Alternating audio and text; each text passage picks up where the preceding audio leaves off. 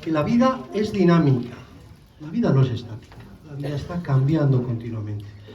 Y la enseñanza o la obra de Blay también es dinámica, también está continuamente en crecimiento.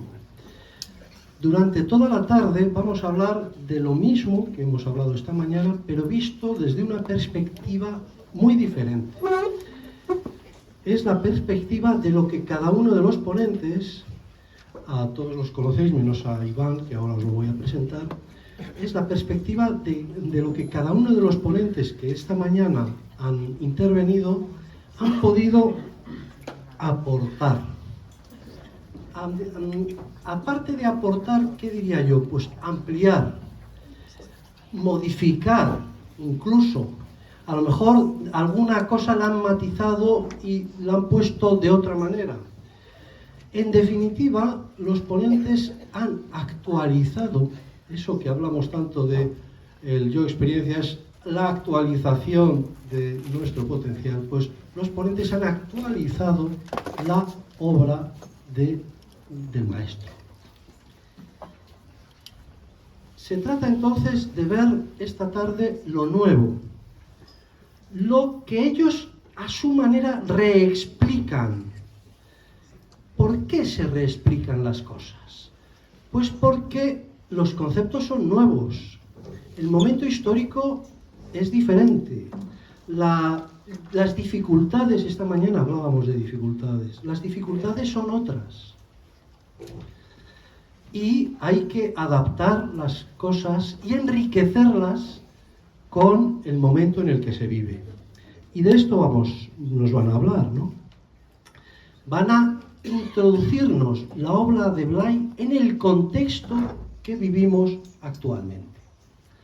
De modo que, aunque las tres mesas redondas tienen el mismo título que la mañana, no tienen nada que ver porque aportan todo esto que os estoy comentando. En esta primera mesa vamos a hablar, porque lo vamos a hacer del mismo orden además, del personaje. A Sergi ya lo conocéis, os tengo que presentar a mi amigo Iván. Digo mi amigo porque formamos parte del trío de Madrid, junto con Pilar, que está por ahí también. Iván es profesor de enseñanza primaria y es director de una escuela de enseñanza primaria en Fuenlabrada. Iván es una persona que lleva en Azca desde hace varios años y yo diría que es un ejemplo de lo que el trabajo puede conseguir a base de dedicación, esfuerzo, entrar, meterse. Este es Iván. A Sergi y a Imanol, como ya los conocéis, pues me callo. Sergi, yo empiezo cuando quieras. Sí. Vale. El personaje. Antes he hablado, por ejemplo, de niveles de conciencia. Yo tengo la sensación de que el personaje no es más que la expresión de un bajo nivel de conciencia, pero conciencia al fin y al cabo. Es decir, en esencia, cuando nos expresamos desde lo que somos, se manifiesta el amor que somos, se manifiesta la inteligencia que somos, la energía, evidentemente. Y tengo la impresión de que el hecho de que vivamos un poquito desconectados de este fondo hace que este amor que somos se manifieste pequeñito, poquito. Esta inteligencia que somos se manifieste poquita. Esta energía que puede ser movilizada conscientemente se movilice inconscientemente. Pero esto ya lo decía Einstein, ¿eh? decía aquello de que no existe la oscuridad, que solo existe la luz. Tú, Daniel, dices, existen los fotones, no los oscuritones. Queriendo decir que todo es conciencia y grados de conciencia, todo es amor y grados de amor. Claro, a un grado bajo de amor lo llamamos egoísmo. A un grado bajo de inteligencia lo llamamos ignorancia. Y a un grado bajo de presencia lo llamamos mecanicidad. Para mí las tres características principales del personaje, ignorancia, mecanicidad y egoísmo, pero que en realidad no existen esas palabritas. Son una forma más breve de decir ausencia o grado pequeñito de amor, grado pequeñito de inteligencia, etc. Pero todo esto, en definitiva, está presente en el personaje, porque no hay nada que pueda manifestarse que no provenga de lo esencial, de lo superior. A mí me recuerda un poquito el personaje al Manuel.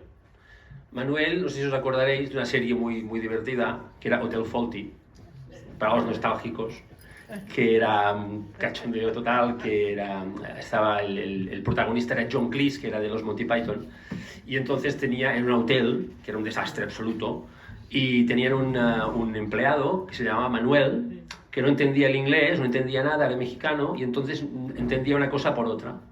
De hecho, la palabra más repetida de Manuel en la serie era ¿qué? No se enteraba de nada. El tío tenía muy buenas intenciones y ponía mucho empeño, pero no se enteraba. Entonces el personaje lo veo un poquito como Manuel. Como maneja poca inteligencia, maneja poca sabiduría, maneja poco amor, pues bueno, hace lo que puede, tiene un propósito de amor en definitiva, pero nos la lía. El personaje es aquel que le dices, mira, ahora me voy a hacer unos recados, y ves esta pila de platos sucios aquí en la pica, en castellano, en la pica, ¿no? Bien, la pila en la pica. Dice, vale, pues yo cuando vuelva, me voy a hacer los recados, no la quiero ver aquí. ¿Lo has entendido, Manuel? El personaje te dice, y tú te vas y vuelves al cabo de un par de horas y efectivamente te encuentras que no hay ningún plato sucio en la pica. Dices, muy bien, gracias. ¿Dónde están los platos? Los he tirado por la ventana. Y no, hombre, no, yo te he dicho que no los quería ver, pero para que los... No, tú me has dicho que no los querías ver, ya está, no sabía nada. Es decir, el personaje tiene buenas intenciones, pero te la monta rápido.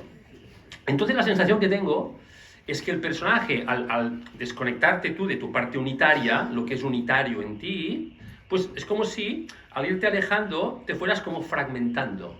Es como si este que llamamos personaje se fuera como especializando en distintas máscaras, distintos programas. Y es muy divertido ver los distintos programas a través de los cuales se manifiesta el personaje. Yo los llamo los yoes. Es decir, hay muchos yoes en uno mismo. En realidad, cuando tú llegas a un sitio, no tendrías que decir, hola, ya estoy aquí. Tendrías que decir, hola, ya estamos aquí. Yo y mis yoes, todos, ¿no?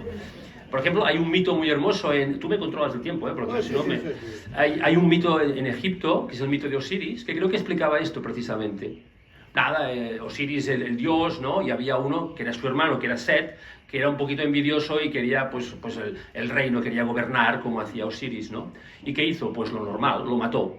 Claro, entonces lo mata y decide, no solo lo voy a matar porque este hombre va a revivir, lo voy a trocear. Hace como Jack el Destripador, que decía vamos por partes, y entonces lo va troceando, y entonces se dedica el tío, el Set, una vez ya lo tiene troceado, a esparcir distintos trozos de Osiris por las distintas regiones de Egipto. Si lo hiciéramos en Cataluña, pues mira, un trozo de Osiris en el Bages, un trozo de Osiris en Osona, ¿sabes? Y Entonces, claro, Isis, la mujer de Osiris, se entera de que el cuñado le ha matado al marido, ¿no? Y dice, hombre, tú, pero ¿qué es esto? Se va a hablar con Neftis, que es la mujer de Set, y dice, tu marido me ha matado el mío, ¿qué es esto? Y entonces Isis, ¿qué hace? Pues se dedica con Neftis a ir recogiendo los distintos trocitos de Osiris para ir recomponiéndolos, ¿no? Por cierto, como curiosidad, el último trozo que encuentran, ya podéis imaginar cuál es. Habéis acertado, es el pene, sí. Y entonces ya cuando lo tienen todo ahí otra vez unidito, bueno, después pasan más cosas, ¿eh? Pero yo me quedo con esto. Es decir, un poquito lo que hacemos es lo que hace Isis y Neftis, que es ir para adentro, a recuperar esa unidad que hemos perdido, ¿no? El cristianismo, en un esfuerzo de síntesis extraordinario, ha agrupado todos estos programitas en 7 grandes grupos, a mi modo de ver. Los llamados pecados capitales, que es una palabra que tenemos, creo, muy mal entendida. Porque tú dices pecado, dices, uy, algo malo. Y después ya la culpa y todo esto, ¿no? Pero en su etimología, en su origen, la palabra pecado proviene del griego amartia. Amartia era una palabra que utilizaban los griegos, los arqueros griegos, cuando fallaban una flecha como fallando el tiro decían amartia. Y de esa palabra deriva, después el latín, y deriva a pecado, ¿no? Dices, ¿qué tiene que ver lo que yo entiendo o me han enseñado por pecado con fallar un tiro? Pues aparentemente nada, pero en realidad lo tiene que ver todo. Porque eso es lo que es un pecado, es no dar en el centro, porque no actúas desde el centro. Por lo tanto, es simplemente una ayuda. Es como, yo me acuerdo que me dio una época de ir a tirar con arco, me cogen venadas, ¿no? Y pues me fui a tirar con arco y al principio no daba ni una. Pero claro, eso fue muy útil, porque cuando tú tiras una flecha y no das en el blanco, dices, mira, así no voy a volver a tirar, porque no doy en el blanco.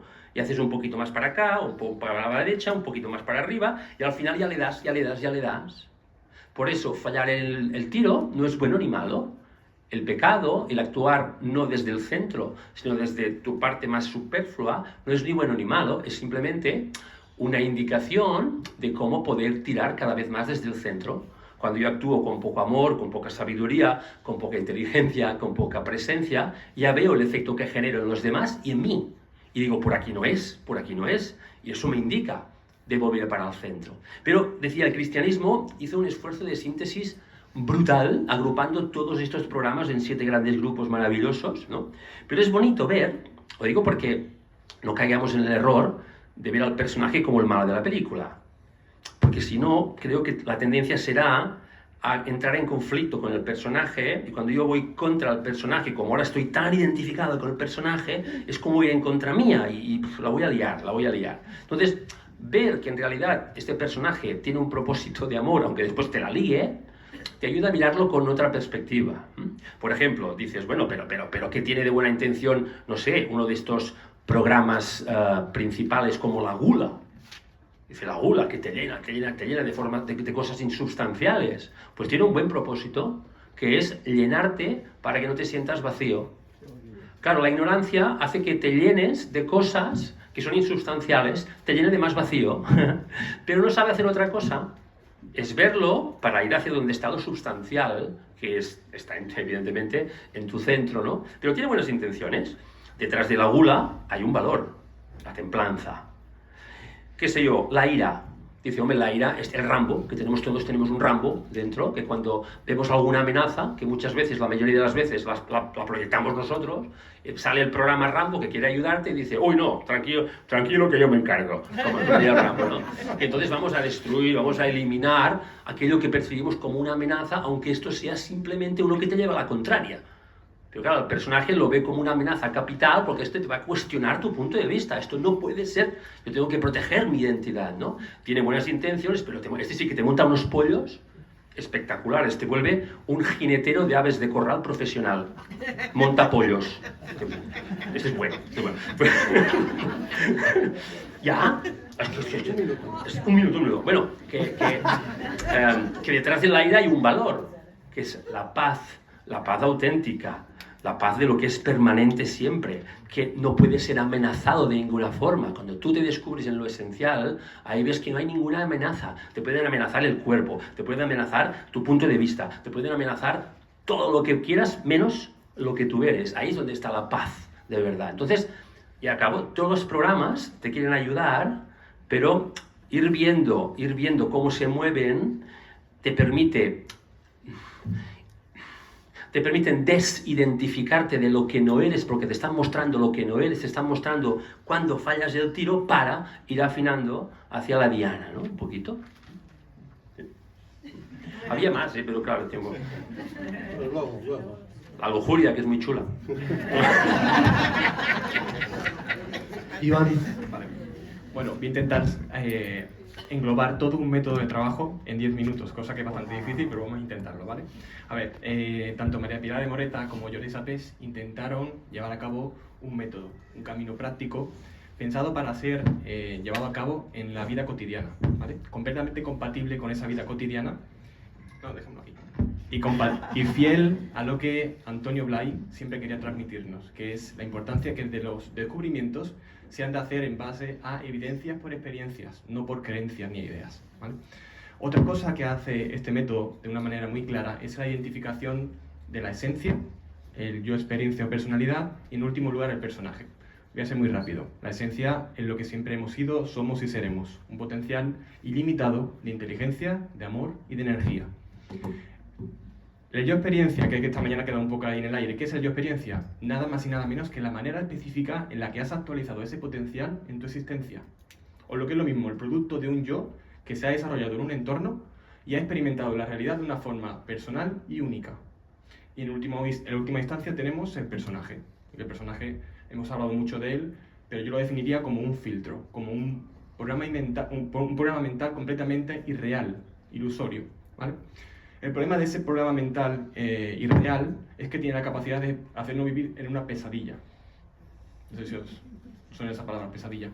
Y la mejor forma de salir de esa pesadilla no es, en primer lugar, ni justificar el comportamiento del personaje, ni analizarlo desde el mismo nivel en el que opera, ni mucho menos cambiar el disfraz por el personaje espiritual. Cuando uno tiene una pesadilla, ¿qué es lo que tiene que hacer? Salir de ahí. Es por eso que el primer ejercicio que se nos pide cuando estamos en este trabajo, en este método, es despertar. ¿Pero qué es eso de despertar y por qué se dice tantas veces? ¿Cómo se consigue? Pues la clave está en lo que han dicho los compañeros esta mañana. Podemos llevarnos toda la existencia completamente sin acordarnos de nosotros, sin aparecer nosotros en la ecuación. Estamos siempre pensando en cómo conseguir las cosas en el exterior, buscando la aprobación, consiguiendo o no consiguiendo, pensando cómo conseguirlo, pero nos olvidamos completamente de quién busca, de quién necesita, de quién consigue, de quién piensa. Queda completamente arreglado. Por lo cual, si lo tenemos que ocupar de nosotros, el primer paso es acordarnos de nosotros. ¿Y qué es acordarnos de nosotros? Primero, acordarnos de nosotros no es pensar en nosotros. Pensar en nosotros es lo que estamos haciendo todo el santo día. Que si lo estamos haciendo bien, que si lo estamos haciendo mal, qué piensa de nosotros. Y todos esos pensamientos están más relacionados con lo que hacemos y nos hacen los demás que con lo que somos en verdad. Y tampoco acordarte de ti tampoco es imaginarte en el futuro, ni recordarte en el pasado. Eso son como imágenes, son como fotografías. Eso no eres tú tampoco. Ni tampoco está en advertir las sensaciones o los sentimientos o las sensaciones, ya sean psicológicas o corporales. Es igual. Nada de esto que acabo de decir es acordarte de ti. Entonces la pregunta del millón, ¿qué es acordarte de ti? Muy fácil. Acordarte de ti es darte cuenta de tu presencia, de que estás aquí ahora, presente en tu conciencia, que en tu conciencia te incluyes a ti y te incluyes a todo lo que te rodea, incluso lo que sientes o lo que imaginas. Y poco a poco, gracias a esa presencia, lo que vamos consiguiendo es poner tierra de por medio entre lo que yo soy y mis pensamientos, entre lo que yo soy y mis emociones, entre lo que yo soy y mi cuerpo, y entre lo que yo soy y mis acciones.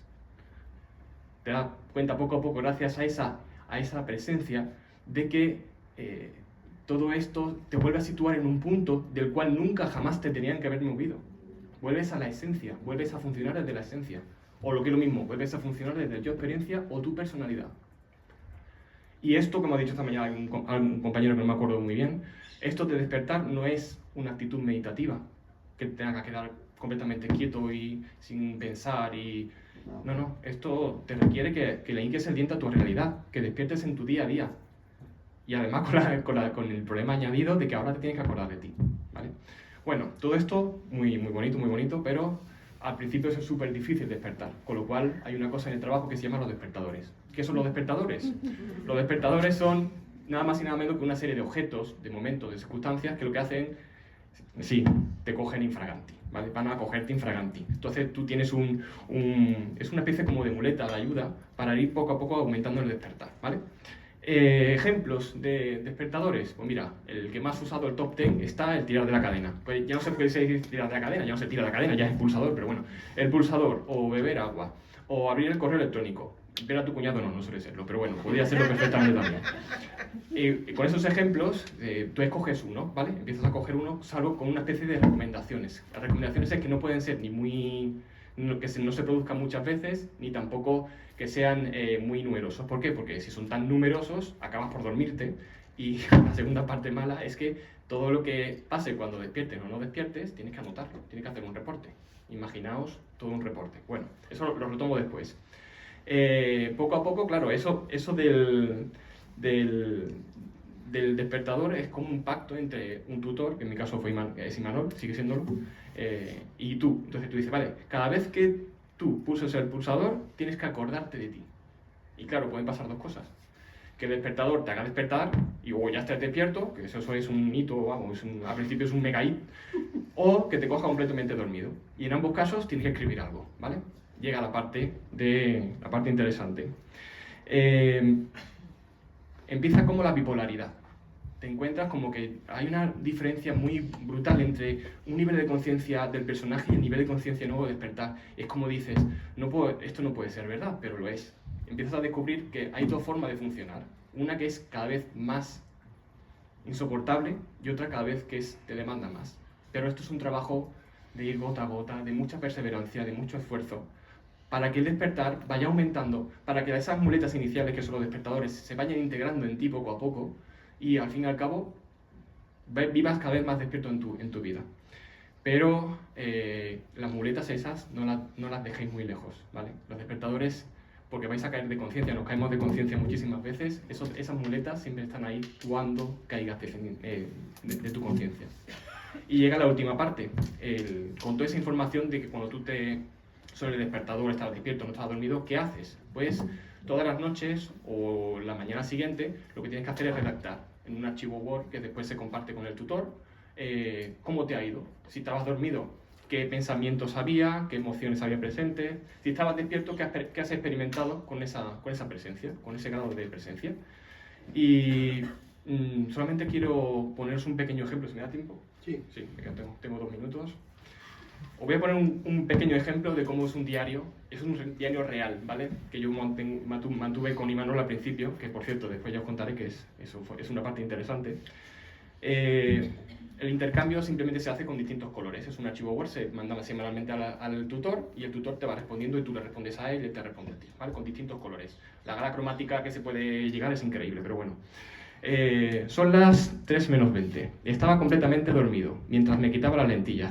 Uno de mis despertadores era quitarme las lentillas o ponérmelas. Había un run run con muchos pensamientos sobre lo sucedido en la reunión que acababa de ocurrir. Y me dice Imanol, vale, ¿logras identificar algún juicio propio o ajeno que resalte sobre esos pensamientos? Y ahí en tu propio análisis dices, los juicios que puede ver fueron, al final se salen con la suya, no ha podido ser, y no has logrado defender tus razones. Y termina Imanol diciendo, seguro que el personaje se hace una idea de esto. Fijaos, esto es un mero ejemplo de cómo puede ser tu existencia cuando vives dormido o despierto. Si vives despierto, verás unas cosas y dormido verás otras completamente distintas. Y no vamos a hacer ningún tipo de spoiler porque es algo que se tiene que experimentar por uno mismo, ¿vale? Pero simplemente quiero concluir diciendo que este trabajo funciona, pero funciona si lo pones como prioridad. Funciona si te entregas por completo a salir de esa pesadilla. Funciona si confías en el tutor. Funciona si tienes la humildad para reconocer tus caídas. Y funciona si tienes paciencia para no salir ni corriendo ni volando en ninguno de sus sentidos y aguantar día tras día este juego.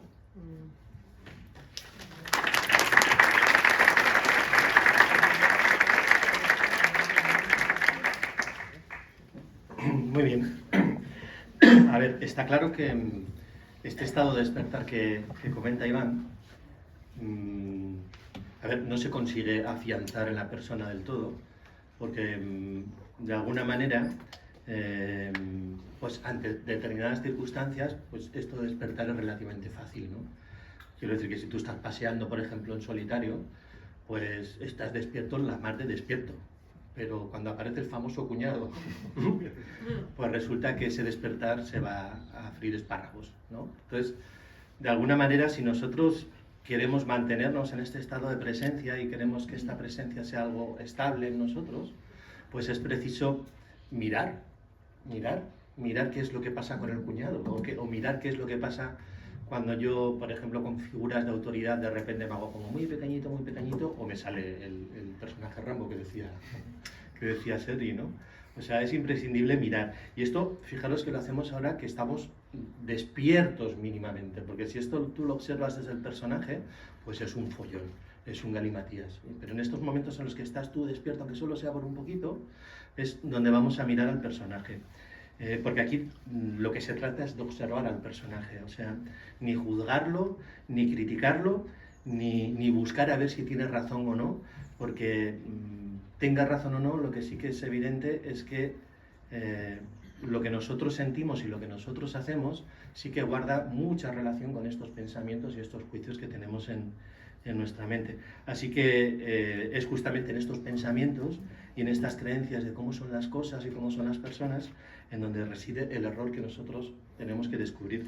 Y esto lo hacemos con un ejercicio que llamamos el ejercicio de los eventos. Ya veis que todo esto son partes prácticas para descubrir al personaje, que es lo que nos interesa, ¿no? Porque aquí hablar de generalidades y tal, pues está muy bien, pero al final mi personaje es el que, ¿no? Entonces, nosotros elegimos una situación de la vida cotidiana que no tiene que ser tampoco especialmente complicada, ¿no? Quiero decir que si pones como escena el cuñado, va a ser muy complicado porque hay mucha pasión.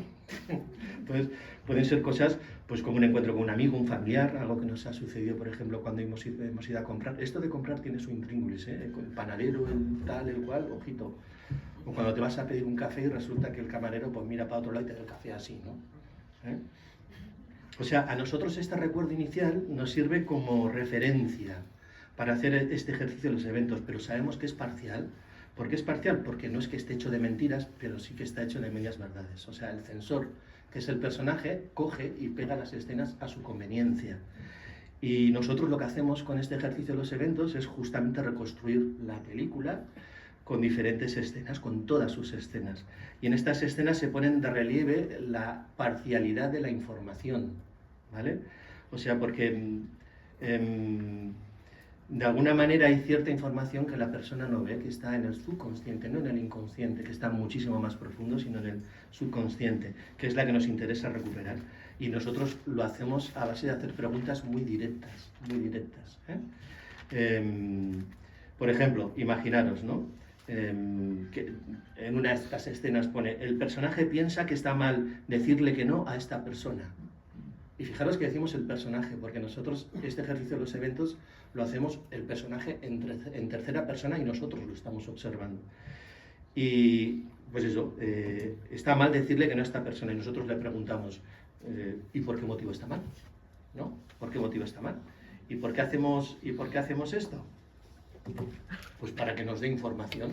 La persona te va a decir, oye, pues está mal porque aquí hay que ser educado, por poner un ejemplo. Está mal porque si le digo que no, esta persona me va a abandonar y me va a dejar de querer.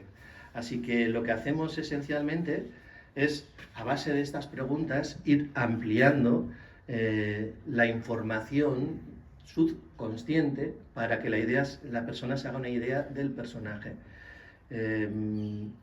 Y todo esto, al final, para que os hagáis una idea, nos lleva una serie de calificativos y de axiomas del pensamiento que funcionan pues a base de ver estos juicios y prejuicios que tiene el personaje, y los agrupamos y esta información la analizamos. ¿Y para qué la analizamos? Pues para que la persona vea de una manera clara y concreta primero un yo-idea, ¿eh? que justamente el yo-idea son los rasgos del personaje que considera perjudiciales, para ser aceptado, querido y ayudado. Es decir, como no debe ser, que esto es muy importante, el concepto del yo-idea no es yo soy torpe, sino no tengo que ser torpe. Y a veces esto es un poquito más complicado de percibir, ¿no? El yo ideal, enseguida uno lo ve, pero el yo idea está bastante más escondido. Y si os fijáis, la mayoría de las cosas que nosotros hacemos, pues las hacemos para que las personas no puedan decir o pensar tal cosa de nosotros. Ahí está el yo idea por debajo. Y bueno, y sí que es verdad que todos estos peligros pues solo existen en nuestra imaginación, es verdad, todo esto existe en nuestra imaginación. Pero como nos los creemos, pues esto hace que la persona viva de una manera muy, muy, muy limitada, ¿no? Por eso la mente, justamente en este punto, pues propone ser de la manera contraria. O sea que si yo no debo ser torpe, pues el yo ideal te dice, bueno, pues tienes que ser muy listo, tienes que ser muy inteligente, etc.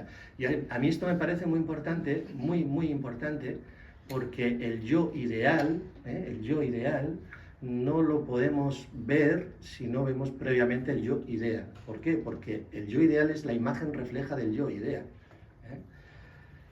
¿Y qué es el yo ideal? Bueno, pues esto ya se ha hablado un poquito, creo.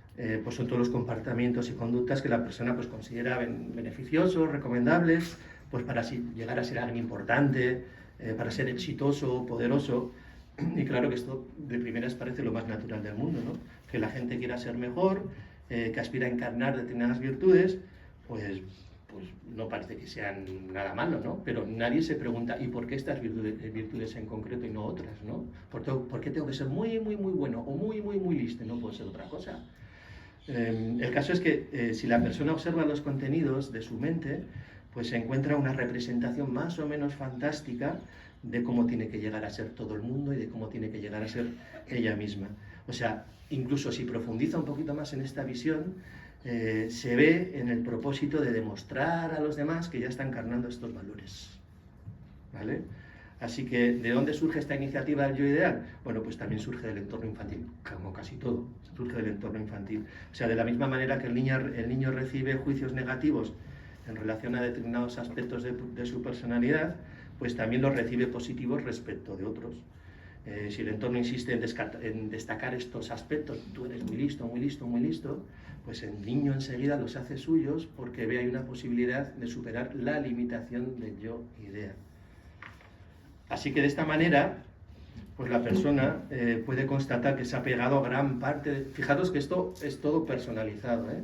La persona puede constatar cómo se ha pegado a gran parte de su existencia esforzándose al máximo por desarrollarse en la dirección que le exige el yo ideal, dando por imposible el yo idea. O sea, el yo idea lo da por descontado, como algo inamovible, como una especie de tara de nacimiento. Yo soy torpe y punto. Y al final, pues lo único que se consigue con todo esto es poner las capacidades al servicio de alcanzar este proyecto ideal, que es este proyecto utópico que es el yo ideal. Por eso, generalmente, el que nos corrige es el yo ideal y no es tanto el yo ideal. O sea, esto es interesante verlo, ¿eh? Porque los juicios negativos que nos hacemos a nosotros mismos no tienen que ver tanto con el yo idea, tienen que ver con el yo ideal.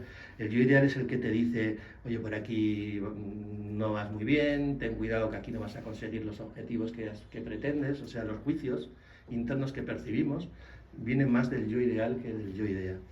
Total, resumiendo, yo hago todo lo que puedo por conseguir presentar esta imagen idealizada y me entrego en cuerpo y alma a dar la mejor impresión de ser muy listo, muy bueno o muy responsable, pero como las exigencias del yo ideal son tan altas, o sea, los estándares de calidad del yo ideal son tan altos, pues al final raramente consigo quedar satisfecho.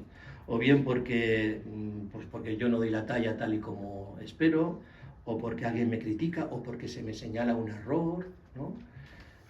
Así que al final, fijaros, hablando de los yos, ya son dos los yos que están dándome la tabarra, ¿eh? Ya no es uno, ya son dos. El yo idea porque tiene miedo de que me vean como alguien torpe, y el yo idear porque no alcanzas a dar una imagen de persona lo suficientemente buena o lista. Y claro, aquí lo interesante de este ejercicio, lo estoy resumiendo y compactándolo un poquito, lo interesante de verdad es que es un trabajo personalizado. O sea, la persona, el individuo, puede ver de una manera clarísima el juego que hay entre el yo idea y el yo ideal. Y además lo ve como algo dinámico de su propio personaje. O sea, no como ideas genéricas, de tienes que ser esto, no tienes que ser esto, sino que consigue ver una radiografía concreta y completa de su propio personaje, no del personaje del vecino, que somos muy dados a ver el personaje de los demás y el nuestro, ¿no? Pues con este ejercicio ves de una manera muy nítida tu personaje. De manera que la finalidad de esta objetivación del personaje, que nosotros, nuestra finalidad es apoyar y ayudar a la persona para que vea en sí misma este mecanismo que a fin de cuentas es un mecanismo sin sentido, es una gran estafa, pero una gran estafa de verdad. O sea, una gran estafa, porque hagas lo que hagas siempre sales perdiendo, siempre sales perdiendo. Ya podrías ganar alguna vez, ¿no? No. O sea, siempre pierdes. Y sobre todo el objetivo fundamental es que la persona vea claramente, acordaros que yo decía en la mañana esto de que Blay decía que cuando uno ve claro el error, deja de funcionar desde el error, pues que vea claramente que tú no eres ni el yo idea ni el yo ideal, que descubras experiencialmente que ya eres, sin defectos y sin imágenes extraordinarias que demostrar absolutamente a nadie. Y en este punto del camino es donde la persona que ya sabe lo que es despertar, más o menos, pues además tiene un profundo conocimiento del personaje, y aquí es donde se produce esta consolidación de la presencia. Porque al principio esta presencia se vive pues con mucho esfuerzo, ¿no? Normal, porque hay que vencer una gran inercia y vivir siempre de cara al exterior. Pero ahora nos sostenemos un poquito más en lo que somos, que es capacidad de ver, capacidad de hacer y capacidad de amar. Y al final a mí este me parece el mejor despertador del mundo. Para mí este es el mejor despertador del mundo. O sea, utilizar a tu propio personaje para despertar, ¿vale? Y además utilizarlo como un estímulo para consolidarte en la presencia.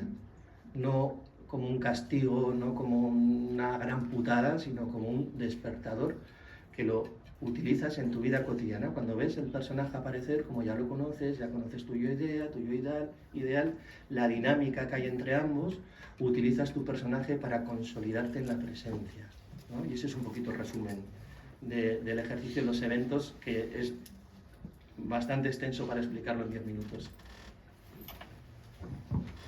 ¿Alguna pregunta os queréis hacer los que estáis en la mesa uno a otro? ¿Alguna cuestión que queréis aclarar? Y si no, entro yo. No, a mí me encanta una cosa. ¿Sabes qué pasa? Que la gente vaga como yo, que miramos de minimizar el esfuerzo. Cuando oigo que decís, y estoy de acuerdo, que es importante que la persona vea, que se dé cuenta, que vea claro, al final te das cuenta de que el trabajo interior se puede resumir en esto, en mirar. Hombre, ya diría, mirar con interés, pero mirar. Y esto es fantástico porque dices, ahora te imaginas tú que el trabajo interior consistiera en ir hacia ti, ver lo que no te gusta y decir, uy, esto lo cambio, esto lo quito, esto pongo otra cosa, ¡buah! Que de hecho sería el personaje cambiándose a sí mismo, prepárate. Porque sería como un elefante entrando en una chatarrería, lo liaría todo. Por suerte, hay algo superior al personaje, que es con lo que intentamos conectar, es decir, cuando decimos hay que mirar con interés, estamos intentando despertar la mirada, es decir, al que hay detrás de la mirada, que este ya es, y entonces no hay que hacer nada, solo ir reconociéndote en el que mira, y ya está, ¿no? Al final, yo pienso que son, no sé cómo lo veis, unas mudanzas vamos a decir, en el sentimiento de yo. Primero me vivo en el personaje, que es como vivir en una especie de cuchitril de 2 metros cuadrados ahí, iba a decir un barrio, ¿no? Que aún habrá alguien aquí de ese barrio y se me va... Bueno, no creo que haya nadie del Bronx, ¿no? Pues un cuchitril de 2 metros cuadrados del Bronx y poco a poco te vas desplazando hacia estados un poquito más amplios, te vas desplazando aquí a Pedralbes, ¿ya? Tanto es...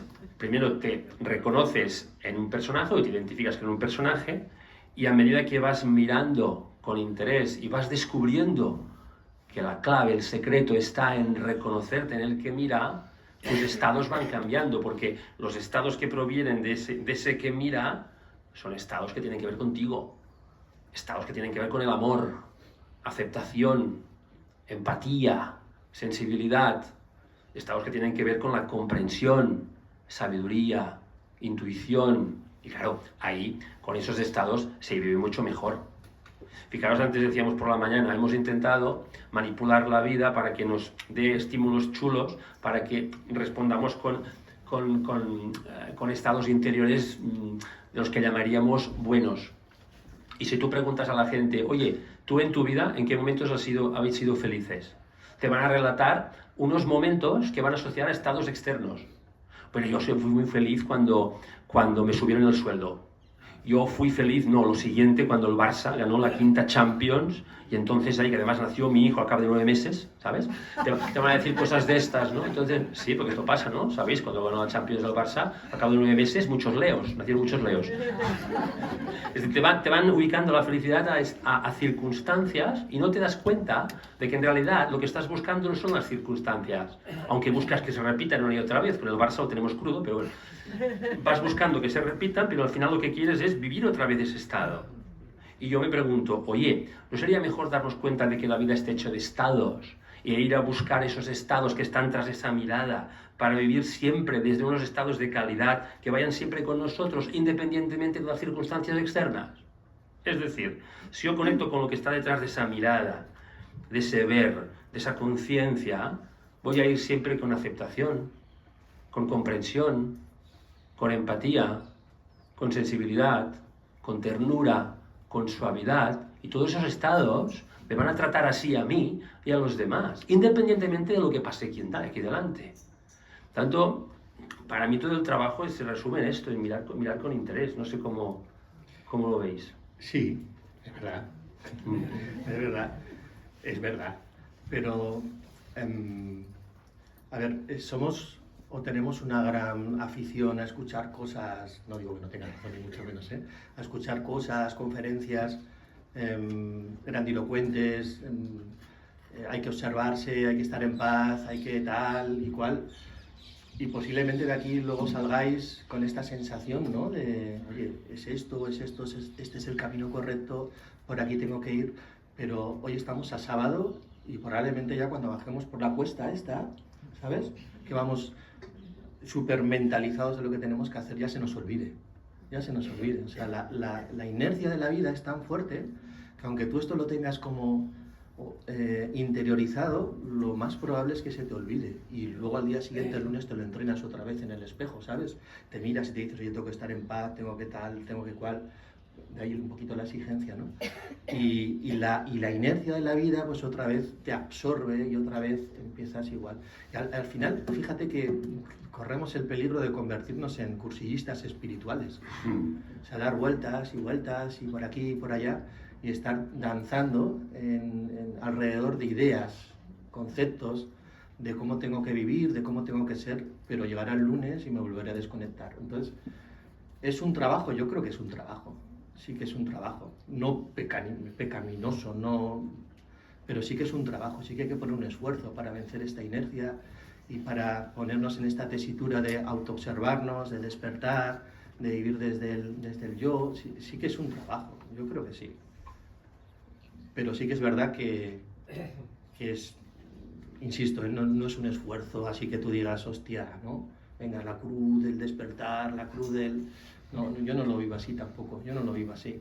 Incluso, como decía en la mañana, el trabajo interior o este proceso de despertar es hasta gozoso, llega un momento de gozo, de que ves al orco. Yo al personaje le llamo al orco, ¿no? O sea, le ves ya que está por aquí, pim, pim, pim, pim, pim, y ya cuando va por la garganta, ¿sabes? Que ya está a punto de salir, dice,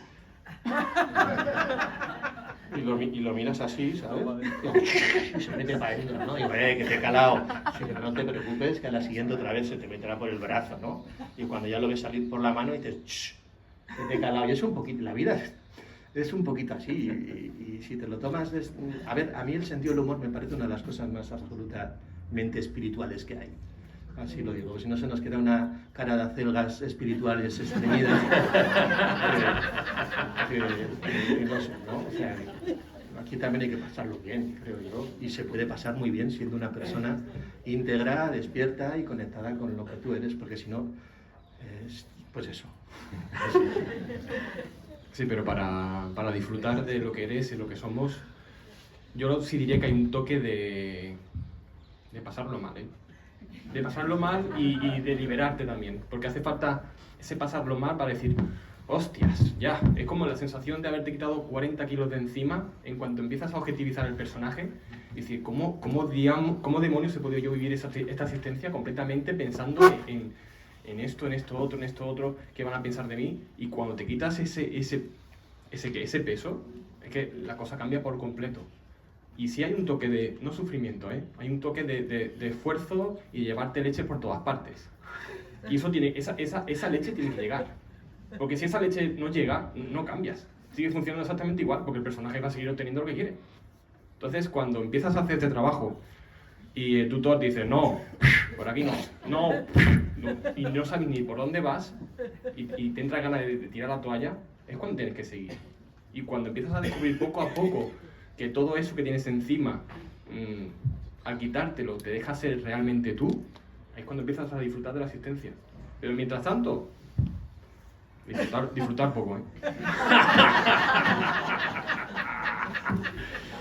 Hombre, yo creo que precisamente esa es la señal un poquito, ¿no? De que estamos más en el personaje y menos en el centro cuando sufrimos. Es decir, todo el sufrimiento es del personaje desde mi punto de vista. Es él el que nos sufre. Y lo hace muy bien, ¿eh?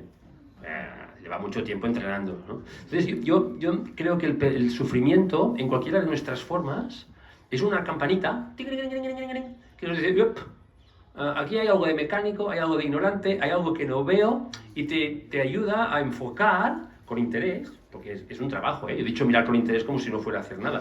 Es mucho, es un trabajo, ¿no? Que para ir bien tendríamos que conseguir, creo, que fuera gozoso. Es decir, ver el trabajo interior como un juego de descubrimiento es brutal, que lo es, ¿eh? Porque es que además es un juego de descubrimiento de lo más inmenso y espectacular que podamos imaginar, que somos nosotros de verdad. Es decir, si tomamos esto como una especie de aventura, si queréis, que nos dirige a, bueno, no sé ni definirlo, a un lugar extraordinario, en plan Indiana Jones, ¿no? Que iba a descubrir cosas extraordinarias, pues es que es esto, ¿no? Entonces, para mí el sufrimiento es la campanita. Y sí que es cierto que cuando empiezas a hacer el trabajo interior, claro, como la removida es importante, porque tú te pensabas que vivías en un lugar y ves que vives en otro completamente distinto, pues hombre, pues esto remueve, ¿no? Pero en el fondo, por ejemplo, me acuerdo, cuando empecé a hacer el trabajo interior, me acuerdo que me hablaban de todo esto, me decían, obsérvate, me contaban cosas, ¿no? De cómo funcionaba psicológicamente, yo podía ir contrastando en lo que me explicaban con lo que yo veía, que esa es la grandeza de la información, el conocimiento. Está muy bien que te digan, obsérvate, pero es mucho mejor si yo os dijera, mira, observad esta habitación, por aquí hay una aguja. Cambio, ustedes dicen, no, mira, por ahí, donde está ese bafle, por ahí detrás, puede que haya una aguja, busca a ver si la ves. Que la habrá, pero el trabajo lo vas a hacer tú, pero claro, la información, el conocimiento te facilita muchísimo el trabajo, ¿no? Entonces, claro, necesitas a alguien, algo que te ayude a enfocar, a ver, pero claro, cuando vas viendo, claro, al principio dices, sí, yo quería contar lo de Barcelona. Al principio te das cuenta de cosas en tu casa interior que dices, ¡wala! Yo, por ejemplo, tenía una vanidad, y sigo teniendo, creo, como un piano, y claro, me creía que era muy chupi guay. Pero entonces te dicen, obsérvate, y observa esto, y observa todos los motivos de tus acciones y cómo estás pidiendo, eres un pedigüeño de reconocimiento, y todo lo haces para gustar, y todo esto, y decía, ay, qué mal vamos, qué mal. Ahí el personaje sufre, porque tú creías que eras una cosa, que era el personaje el que se lo creía, y tú identificado con el personaje, y ahora ves que eres otra cosa muy distinta. Y me acuerdo que un día fui a ver a mi profe, y le dije, oye tío, voy fatal, me estoy dando cuenta de que soy una persona ignorante, mecánica, nunca estoy presente, me estoy perdiendo la vida, soy manipulable 100%, voy fatal, y yo lo sufría mucho, y el tío me abrazó, me dijo, enhorabuena, ya era hora que te dieras cuenta. Es decir, en realidad eso era un motivo de gozo, y me dijo, vete a celebrarlo. Claro, porque tienes que ver todo esto para poder salir de ahí. Tienes que ver la prisión en la que estás metido que no veías para poder salir de aquí, ¿no? Entonces, claro, el personaje es el que sufre porque vas viendo cosas que no encajan con el ideal del personaje, pero es imprescindible verlo, y cuando lo ves, ahí se despierta la mirada. Y tras la mirada empiezas a aparecer tú. Y eso es gozoso. Y ahí empiezas a descubrir algo que realmente te es familiar, te es tuyo, ¿sabes? Es decir, por un lado el personaje dice, joder, yo pensaba que era otra cosa, y por otra, aunque te joda lo que ves, dices, pero intuyes que hay algo muy grande ahí detrás. Me he explicado como el culo, no sé, pero no sé. ¿Cómo lo veis? Yo solamente te quería puntualizar una cosa. Tú has dicho que el personaje sufre. Yo diría que no. El que sufre eres tú. Eso yo siempre pongo el ejemplo que más me gusta para explicar a mi ser querido lo que es el personaje. Tú vas en tu coche, con el personaje al lado. Imaginaos que va el copiloto al lado tuya, ¿vale? Tú vas, voy para adelante. Y el personaje te dice, gira a la derecha. No, quiero ir para adelante. Como no gires a la derecha, te vas a pegar una hostia que vas a ver. No, que quiero ir adelante. Gira a la derecha, ya. Y te entra el miedo y giras a la derecha. Y te giras a la derecha y te das con un muro. Y el personaje dice, ¿qué haces? ¿Por qué giras a la derecha? Porque tú me lo has dicho. No, hombre, no, yo no te he dicho nada. ¿Quién se ha pegado el choque? ¿Quién se ha pegado el choque? ¿El personaje o tú? Eso así funciona, ¿eh? Es un pepito grillo que va a estar todo el tiempo diciéndote lo que tienes que hacer y cuando lo haces, encima, dice, ¿para qué haces eso? Eres un estúpido, pero vamos. Eso funciona, en mi caso, ese ejemplo, pero con todo el mundo. Pero constantemente ese es el personaje. Y yo quiero retomar otra vez al cuñado. Yo reivindico en esta mesa, tendría que estar aquí al lado de mi cuñado. Cuando tú ves a tu cuñado dormido, hay un sufrimiento. Hay un sufrimiento insoportable. Insoportable porque si encima tu personaje está configurado para... tienes que ser muy listo y tu cuñado es neuropsicólogo, pues empiezas a entender que no estás a la altura. Ahora te va a decir lo bien que lo ha hecho con tal paciente que la ha recuperado y ahora puede andar y antes no reconocía a su mujer. Y cuando estás despierto dices, me alegro por ti, me alegro mucho por ti, pero no tengo que estar a tu altura, no tengo que demostrar nada hacia ti, ni tú me tienes que demostrar nada para que yo me sienta peor o mejor, es que me es exactamente igual. Y cuando pon cuñado, pon suegra, pon lo que te dé la gana, pero las relaciones despiertas no tienen nada que ver con las relaciones cuando estás dormido. No tienen absolutamente nada que ver. No quieres lo que he dicho antes. No estás buscando nada en esa persona. No estás queriendo conseguir ni demostrar ni chantajear. Simplemente estás con esa persona y nada más que con esa persona. Disfrutando de esa compañía. Así que todos los golpes no los sufre el personaje, los sufres tú. Claro, yo creo que el problema... Perdona. No. El problema está en qué entendemos por yo. Claro, yo creo que estamos tan identificados con el personaje y sufrimos tanto desde ahí que nos cuesta entendernos como algo más allá, ¿no? Entonces, si en lo esencial, en lo que yo soy, en mayúsculas, soy un espacio de conciencia que se manifiesta en este mundo de formas, en forma de amor, en forma de sabiduría, en forma de energía, sufrimiento como tal ahí no puede haber. Creo que el sufrimiento viene precisamente cuando hay ausencia de eso, cuando me alejo, y ahí es donde entra el personaje. Pero en amor no sufres. Por ejemplo, hay gente que dice, no, pero yo tengo mucho amor y sufro mucho porque veo a la gente sufrir.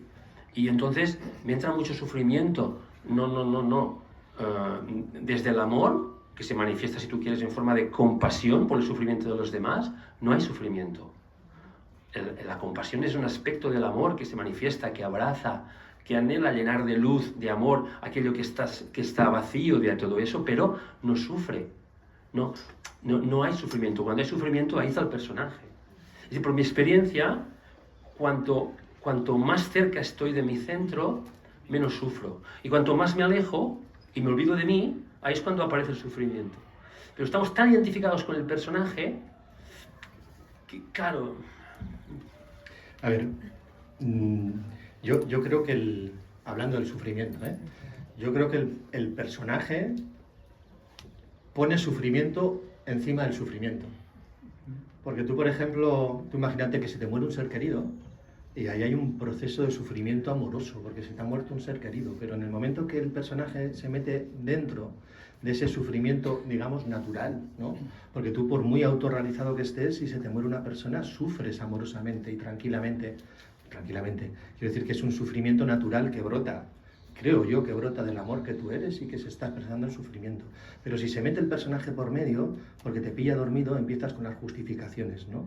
Joder, 55 años ya se ha muerto, qué buena leche, qué injusta es la vida, fíjate tal cual. Ahí el personaje está poniendo sufrimiento sobre el sufrimiento y ahí es cuando el sufrimiento se hace insoportable. Porque si fuéramos capaces de vivir, sentir el sufrimiento desde lo que nosotros somos, sería incluso hasta un sufrimiento, entendedme, gozoso. O sea, yo estoy sufriendo porque hay una persona que ya no está conmigo, pero es un sufrimiento tranquilo, gozoso. Pero cuando se mete el personaje por medio, el sufrimiento ya es insoportable, porque hay injusticias, porque hay tal, porque hay cual, ¿no? O sea que el sufrimiento yo creo que es una parte también del amor que nosotros somos. El personaje es el sufrimiento psicológico. El sufrimiento psicológico. Yo, por ponerle un... Sí, claro, tampoco tenemos puntos de referencia quizás de lo que sería una experiencia muy consciente. A mí me cuesta imaginar una experiencia muy consciente en el que haya un atisbo de sufrimiento. En el caso, por ejemplo, de la muerte de un ser querido, por supuesto que hay un duelo.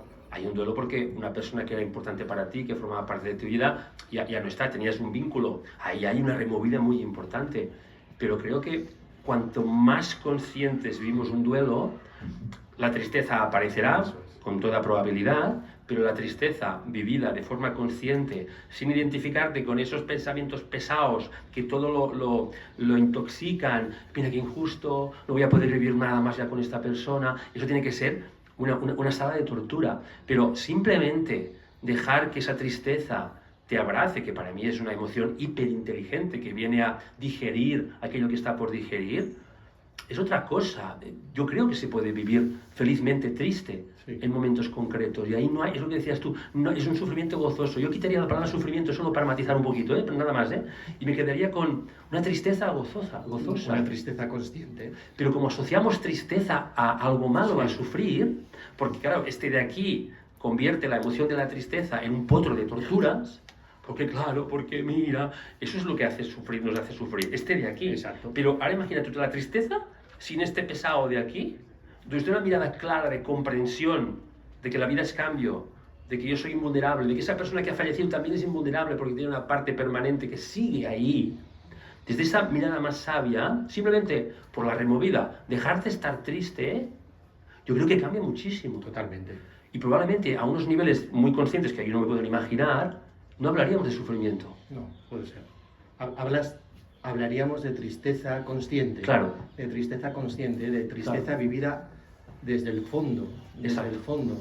Claro. No desde la superficie, porque desde la superficie la tristeza pues, se convierte en lo que tú dices, ¿no?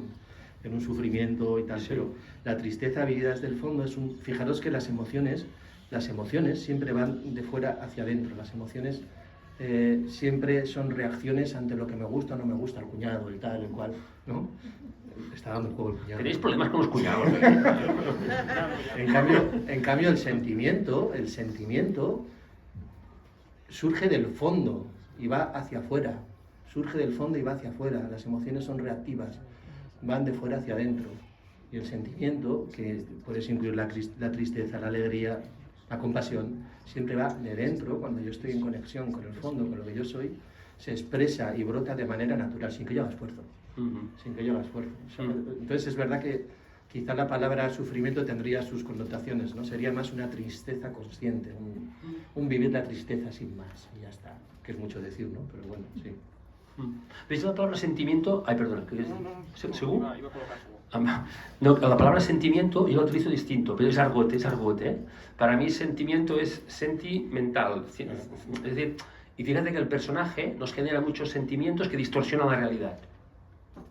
Porque pone un intermediario entre la vida y tú, y entonces percibes una realidad distorsionada. Lo comparo con... Hay un ejemplo muy tonto que me gusta poner, que además me divierte mucho. ¿Os acordáis cuando murió Mandela? Mandela, que hicieron una ceremonia muy bonita en un campo de fútbol, creo, y vinieron personalidades muy importantes, ¿no? En ese momento vino Obama, creo, que dio un discurso para hablar de la figura de Mandela, ¿no? Y entonces la organización decidió contratar a un intérprete de signos para que la gente sordomuda pues pudiera captar un poquito lo que decía la gente que hablaba, ¿no? Y entonces era muy bonito porque veías a Obama hablando de Mandela, y veías abajo un señor que se llamaba Thamsankas Janji, me quedó este nombre, Thamsankas Janji, que estaba ahí haciendo sus cosas de intérprete. La gracia del tema está en que este tío no tenía ni idea de interpretación de signos. Es decir, la organización puso a un tío que no tenía ni idea, que fue muy famoso, o sea, sale en YouTube, si queréis, ¿vale? Y entonces, claro, tú estabas en casa y si oyes bien decías un detallazo de la organización. Mira, pensar en los sordomudos. Pero si eras sordomudo, estabas ahí. Pero ¿qué me está contando este tío, no? Entonces, yo lo veo como esto. Es decir, el Thamsankas Janji es el personaje. Lo tenemos dentro. Tenemos al intérprete, aquí dentro. Entonces, claro, te vende unas películas en forma de creencias erróneas, de prejuicios, ideas preconcebidas a punta pala, opiniones que das como verdades absolutas que después te distorsionan completamente la realidad. Y entonces, el mundo emocional que vives está influenciado por Cuando, si este no influye y simplemente estás en presencia, el mundo emocional se abre y ahí aparece la inteligencia emocional y las emociones, llámalo como quieras, te sirven para captar las cosas tal cual son. Esto lo dicen los de Cal Ametller, sin intermediarios. Son gente muy sabia. Los de Cal Ametller, ya sabéis, ¿no? ¿No? Cal Ametller, ¿no tenéis Cal Ametller en Madrid? Claro, claro.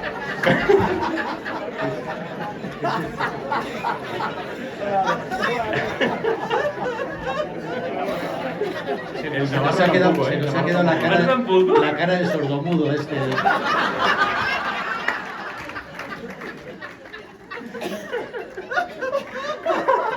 Una cadena de supermercados que el lema es sin intermediarios. Son muy sabios los de Cal Ametller, son muy sabios.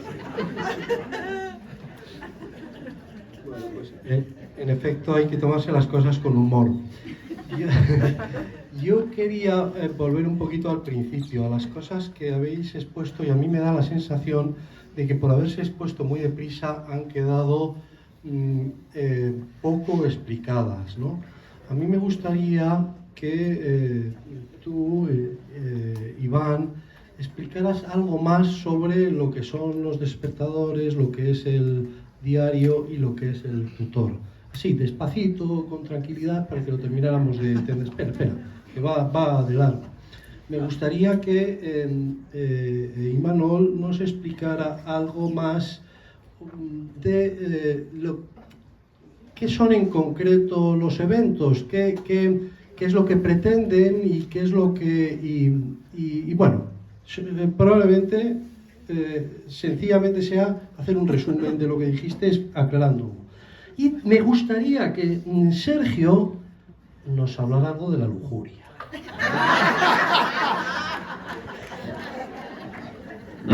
Le A los amigos. le cedo el turno a ellos. No, tú primero. Y he hablado mucho ya. El tutor, los despertadores y el despertar. Bueno, a ver. Lo primero, sí, despacito. Es que en 10 minutos condensar lo que he condensado es súper difícil, así que voy a intentar explicar un poco más. A ver, aquí el protagonista eres tú. Es decir, tú llegas al trabajo, dice la gente que puedes llegar al trabajo desde el personaje o desde una demanda interior. No sé cómo llegué yo, pero bueno, llegué. Y cuando empiezas a escuchar el seminario de introducción, empiezan a resonar como se decía esta mañana. Hay como pequeños flechazos de decir, joder, esto es verdad que se experimenta de una forma muy clara. Entonces, llega un momento de dar un salto de fe, de decir, vamos a poner toda la carne aquí y vamos a ir a por ello. Y confías plenamente en una persona, que esa persona lo único que tiene de especial es que ha hecho ese camino. Ya está. Como decía antes, yo soy de no idealizar a las personas. Imanol es mi tutor, yo tengo a Imanol como la persona que va delante de mí por el camino que yo he decidido también caminar, enseñándome las cosas, simple y llanamente. Entonces, cuando tú empiezas este camino y crees que estás despierto y no lo estás, él te dice, no, por ahí no, esto no es despertar, esto es pensar en ti. No, Iván, por aquí no es, esto es otra cosa, ¿vale? Y te das cuenta de que te hace falta muletas, te hace falta ayudas en este caminar, porque tú solo no puedes. Y cualquier persona que pretenda iniciar un camino él solo por sí mismo y estar en el mismo orden que el personaje, va a ser harto difícil salir de ahí. Ya os lo voy diciendo. Porque es darle una y otra vez la vuelta al mismo personaje, incluso ponerlo como súper espiritual, que ya ha salido muchas veces. Entonces, tú empiezas poco a poco con esos diarios a explicar. Imagínate, en mi caso fueron dos despertadores. El primer despertador era tirar de la cadena y el segundo ponerme y quitarme las lentillas. Vale, pues tú sales a la asistencia y te dice el tutor, vale, a partir de ahora, cada vez que suene el despertador, tienes que acordarte de ti. Y hacer lo que estés haciendo en ese momento, pero acordándote de ti. Haya pasado lo que haya pasado, ¿vale? Entonces, las primeras veces que ocurre que suena el despertador, vas al baño y estás completamente dormido. Pero completamente dormido. Pensando en qué te ha dicho la persona que estaba en la reunión de antes, o si has tenido un problema con un padre, lo que te ha dicho el padre, lo que tenías que haberle dicho al padre y cómo ha reaccionado. Todo es un hartazón, pero es todo analizando, lo que he dicho antes, pensando continuamente. Y poco a poco empiezas a a poner tierra entre eso que está pasando y tu presencia, ¿vale? Entonces llega la parte de escribirle al tutor todo lo que va pasando. Mira, a las 9 de la mañana me he puesto las lentillas y estaba pensando en cómo preparar el día. Ya, pero ¿qué piensa? ¿Qué pensamientos hay detrás de eso? Pues pienso que no voy a estar a la altura de la reunión que tengo hoy. Y todo esto lo va notando el tutor. Va cogiendo información, como decías antes Imanol, va cogiendo información que te va a ayudar a configurar después y a objetivizar lo que te está gobernando en ese momento. Y el trabajo básico es eso, es ir semana a semana mandándole en un documento de texto todo lo que has experimentado cuando estabas dormido, cuando estabas despierto, y el tutor te va guiando poco a poco, te va diciendo esto no es despertar, esto sí, si has despertado, haz un poco más de hincapié en eso que has visto, y es increíble lo que va saliendo. Yo no sé si no le va a dar tiempo a explicarlo a Imanol, pero de dos párrafos de un evento salen 35 páginas. Fijaos lo que os he dicho. Es decir, yo me acuerdo de mi primer evento como si fuera ayer. Yo fui a cambiarle la pantalla al móvil y la forma en que me atendió esa persona, como decía Imanol, lo de ir a las tiendas es súper bueno para los eventos, 35 páginas analizando cada frase que yo dije o no dije y pensé, y las acciones que hacía el hombre y la que yo hacía y eso es algo que si no tienes una persona de guía que ha pasado por eso y sabe perfectamente por lo que has pasado, no llegas. ¿Por qué? Porque está todo soterrado, está completamente metido en el almacén de tu subconsciente y de ahí no sale. ¿Por qué? Porque si sale es lo peor que puede pasar. Es lo peor que puede pasar, que se evidencien tus supuestas plumas malas. Tú siempre vas por la vida enseñando las mejores plumas. Si no es por el tutor, no las sacas. Entonces, en este pacto, en este día a día, en esta semana a semana, se va objetivizando toda esa pesadilla. Y va saliendo poco a poco. No sé si he respondido. A ver, el trabajo lo hace la persona, no tutor, no. No, pero tutor guía.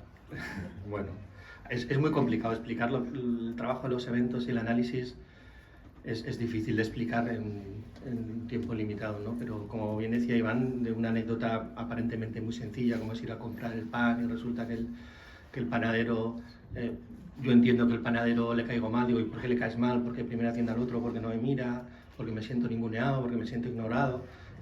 O sea, recuperar esa información subconsciente que es básico, porque fijaros lo que yo decía en la mañana, que me parece una de las frases más importantes de Blay bajo mi punto de vista, insisto y la repito, que es que cuando yo veo claro el error, dejo de funcionar desde el error. O sea, ver mi error y no ver el error del vecino me facilita el recuperar la conciencia de mí en estos espacios donde, bueno, pues me duermo de manera compulsiva y de manera no inconsciente, pero muy rápidamente, ¿no? Ver esas escenas, o sea, vamos a mirarlas, vamos a verlas. Esto no es un... A ver, si intento transmitiros esto.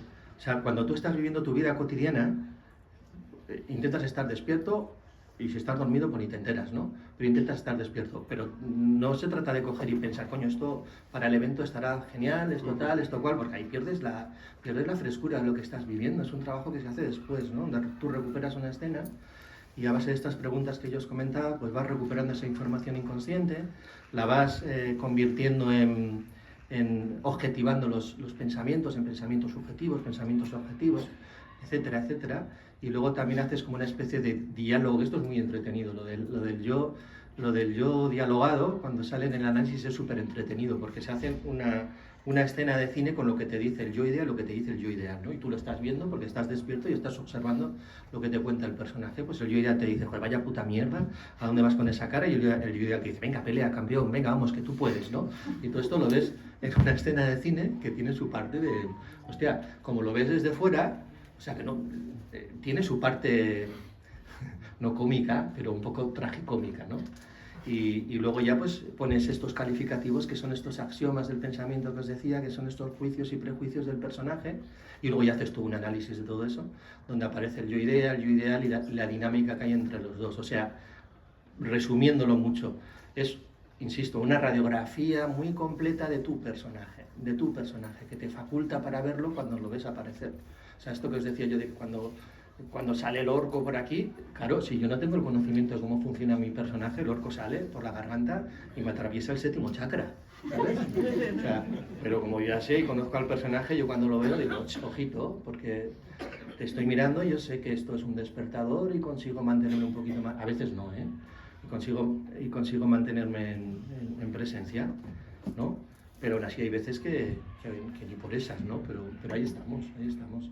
Sí, básicamente es lo que os podría resumir, porque ya os digo que es bastante largo explicarlo en esto. Antes de la lujuria, un segundito. No sé si habéis visto alguno de los aquí presentes la película El viaje de Chihiro. El viaje de Chihiro yo la recomiendo, es una película preciosa de Ghibli. Pero bueno, hay un personaje muy peculiar que viste de negro y que en cierto momento de la película empieza a engullir cosas. No para de comer, no para de consumir del exterior, de necesitar cosas para ser feliz, ¿vale? Hay un momento en la película en que alguien, con mucho amor, con mucha paciencia, consigue llegar al fondo de ese personaje, quitarle una espina, y al quitarle esa espina sale toda la suciedad, todo lo que había consumido, todo lo que había necesitado, conseguido. Para mí eso es el trabajo. El trabajo es, poco a poco, ir a objetivizar eso que te ha gobernado hasta ahora, ir a la célula, a la parte esencial que eres y perder peso. Perder mucho peso existencial de cosas que llevas en lo alto y que no sirven para nada, que no te permiten ser tú, que es un obstáculo completo al desarrollo. Y cuando funcionas en esta asistencia quitándote todo el peso, todo ese mecanismo, empiezas a vivir la vida como lo decía mi compañero esta mañana, como un niño. Pero un niño distinto al niño de cuando eras pequeño. Un niño consciente, un niño que ha desarrollado y actualizado el potencial de una forma, y de una forma súper gozosa la asistencia, así que solamente quería decir eso. Nada, la lujuria. La luju para los amigos.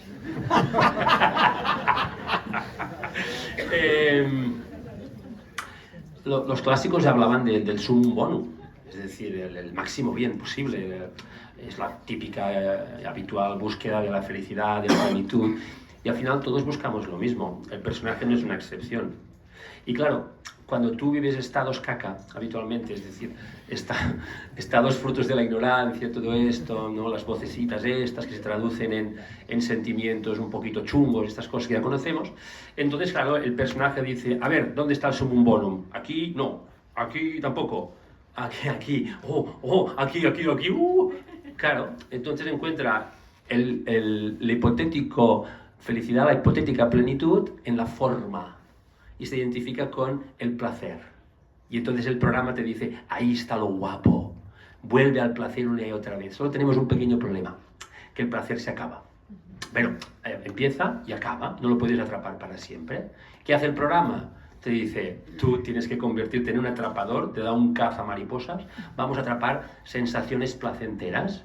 Claro, hay gente que relaciona la lujuria con el sexo. No solo en el sexo encontramos sensaciones placenteras. En todo lo que nos dé placer, el programa dice, ahí está lo guapo. Claro, eso te convierte en un esclavo perseguidor de sensaciones agradables todo el día. Y ahí estás pillado, ¿no? Entonces, claro, el trabajo te propone ir hacia adentro. Y ahí empiezas a ver que esa plenitud también tiene que ver con estados, no solo con sensaciones. Y cuanto más vas hacia adentro y más abrazas esa esencialidad que se manifiesta en forma de estados, decíamos, de amor, de todo esto que hemos dicho, eso no tiene parangón comparada con una sensación. Es decir, si vivimos abrazados a estados de plenitud auténticos, la sensación agradable, que está muy bien y que es un reflejo en lo físico de esa plenitud, se convierte en una anécdota. Si la tenemos bien, si no, también, si la tenemos, la gozamos. Yo diría que desde la plenitud la gozamos más que nunca, más que nunca. No es despreciable las sensaciones agradables del placer, pero no dependemos de ellas. Entonces, para mí el trabajo es el de siempre. Y todos los programas, la lujuria que te dice, ahí, al placer, al final son como un cofre del tesoro. Cuando se abren, es decir, cuando metes conciencia ahí, aparece el valor. Y el valor de la lujuria para mí es la castidad, bien entendida. Porque por castidad la gente entiende no tener relaciones sexuales. Bueno, no voy a hacer nada. Ya, haced lo que queráis. Pero no, la castidad tiene que ver para mí más con que yo he metido conciencia y por lo tanto también hay amor en todo lo que hago. La castidad es haz lo que quieras desde el amor. Y entonces es una acción casta, es un pensamiento casto, es una emoción casta, que no tiene nada que ver con tener relaciones sexuales o no. Si las tienes, vas a poner amor. Hay relaciones sexuales castas y puras si las vives desde el amor, la conciencia, la presencia. Entonces, claro, es bonito porque ves que en los programas, en el fondo, hay una perla extraordinaria. Y por lo tanto, ya no ves al programa, al personaje con el malo de la película, lo ves simplemente como un tío despistado. Ya está, ¿no?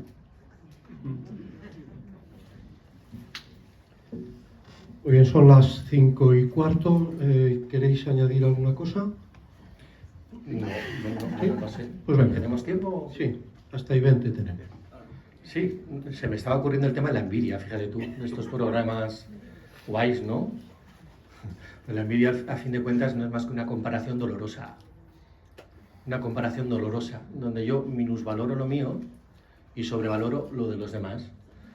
Quiero decir que yo minusvaloro lo mío sin darme cuenta que en un desierto también hay petróleo, ¿sabes? O sea, es un programa que también se podría añadir a todos estos, o sea, la envidia, el estar comparándome constantemente con los demás. Y fíjate, yo recuerdo que cuando me presentaban a mí en estas cosas, digo, coño, el Sergi, filósofo, digo, hostia, tú, Iván, director de escuela, digo, me cago en la leche. Digo, este médico, Carlos médico, digo, joder, yo soy electricista, ¿sabes? Entonces, claro, digo, tienes que ponerle un nombre un poquito más... ¿no? Eres maestro luz, ¿eh? Maestro de la Claro, luz. claro, digo, soy el maestro de la luz.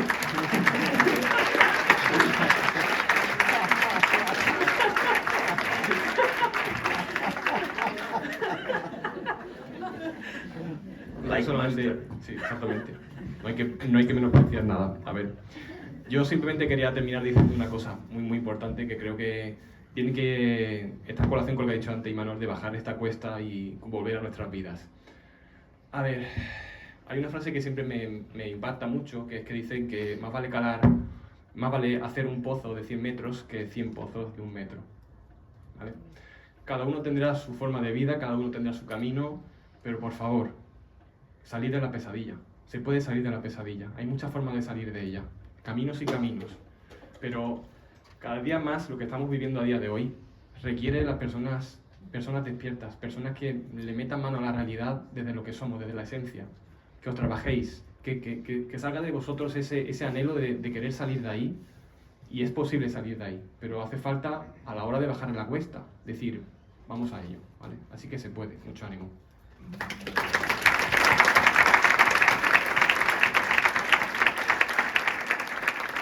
Muchas gracias a todos. La siguiente mesa empezará a las 5:30.